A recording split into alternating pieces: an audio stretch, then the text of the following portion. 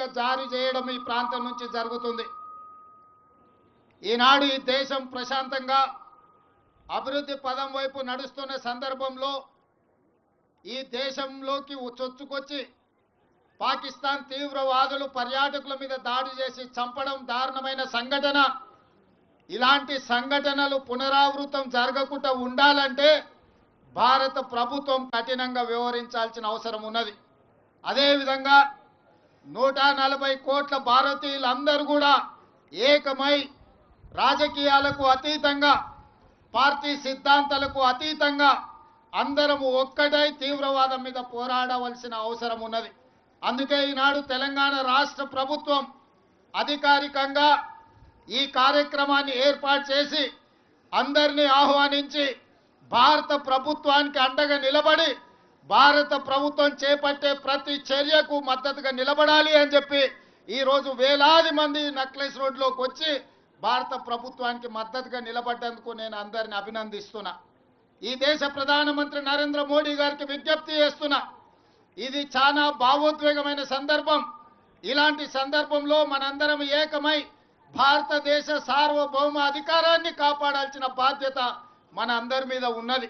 మనందరం ఏకమై తీవ్రవాదాన్ని అంతమొందించి ప్రపంచానికి ఆదర్శంగా నిలబడాల్సిన సందర్భం ఈనాడు ప్రజలందరూ మన వైపు చూస్తున్నారు. అందుకే ఈరోజు ప్రభుత్వానికి అండగా నిలబడి ప్రజలందరినీ ఏకం చేసి మన దేశం మీద జరిగే దాడిని తిప్పికొట్టడానికి దాడులకు పాల్పడి కుట్రలు పన్నిన వాళ్ళను కఠినంగా శిక్షించవలసిన అవసరం ఉన్నది. మీరందరూ ఇక్కడికి వచ్చి సంఘీభావం తెలిపి చనిపోయిన కుటుంబాలకు ప్రగాఢ సానుభూతి తెలపడమే కాదు, ఆ కుటుంబాలకు అందరికీ మనము అండగా నిలబడాలి, ఆ కుటుంబాలను ఆదుకోవాలి. తెలంగాణ రాష్ట్ర ప్రభుత్వం తరఫున చనిపోయిన కుటుంబాలకు ప్రగాఢ సానుభూతి తెలియజేస్తూ ఆ కుటుంబాలకు అండగా నిలబడతాము. మన అందరం కూడా ఆ కుటుంబాలకు ఒక మనోధైర్యాన్ని ఇవ్వాలి. చనిపోయిన వాళ్లకు ఇందులో అమరులైన వాళ్ళ ఆత్మశాంతి చేకూరాలని భగవంతుడి దగ్గర వాళ్ళైతే మంచిగా చల్లగా చూడాలని వాళ్ళ కుటుంబాలను ఈ రోజు ఈ కార్యక్రమాన్ని ఏర్పాటు చేయడం జరిగింది.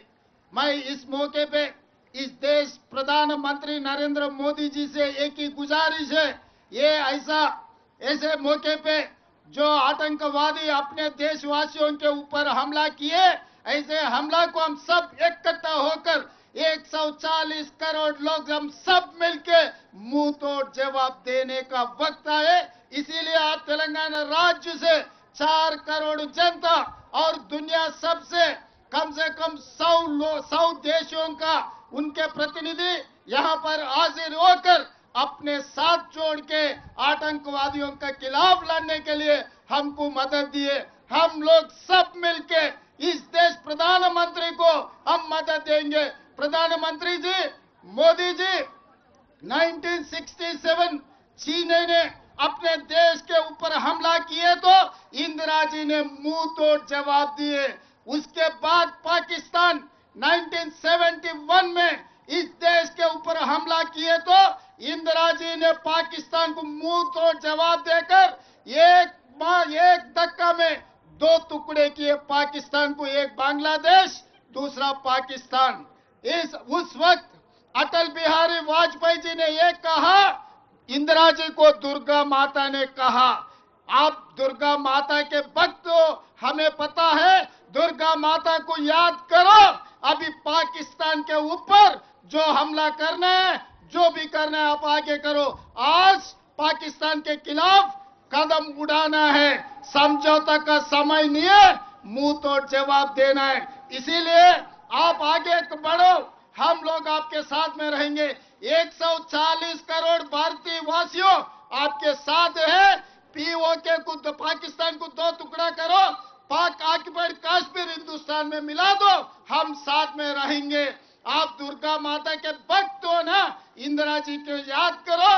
आज जो मुंह तोड़ जवाब आतंकवादियों को देने के लिए हम लोग यहाँ हैदराबाद शहर में, हम लोग नक्लेस रोड में यहाँ इकट्ठा हो गए, हम आपको मदद देंगे।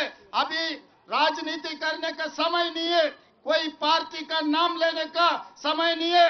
हम लोग इकट्ठा होना, हम लोग सब भारतवासियों ने 140 करोड़ लोग हम सब इकट्ठा होकर खड़ा होके ये आतंकवादियों को मुंह तोड़ जवाब देना।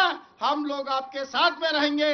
हम लोग यहाँ से जो परिवार ने उनके भाई को, उनके पापा को जो खो गए, तेलंगाना सरकार ने आपको मदद देंगे। तेलंगाना सरकार आपके साथ देंगे, आपके परिवार को हम जो मदद देंगे। इसीलिए आज जितने भी दूर दूर देशों से यहाँ पर प्रतिनिधि लोग आए अपने मदद के लिए, सबको मैं शुक्रिया अदा करता हूँ। सब पार्टियों के पार्टी झंडा छोड़कर सब भारतवासियों बनकर नेकलेस रोड में आ गए, सबको धन्यवाद देना चाहता हूँ। मोदी जी कदम उठाओ, जो मुंह तोड़ जवाब दो आतंकवादियों को। धन्यवाद मित्रों।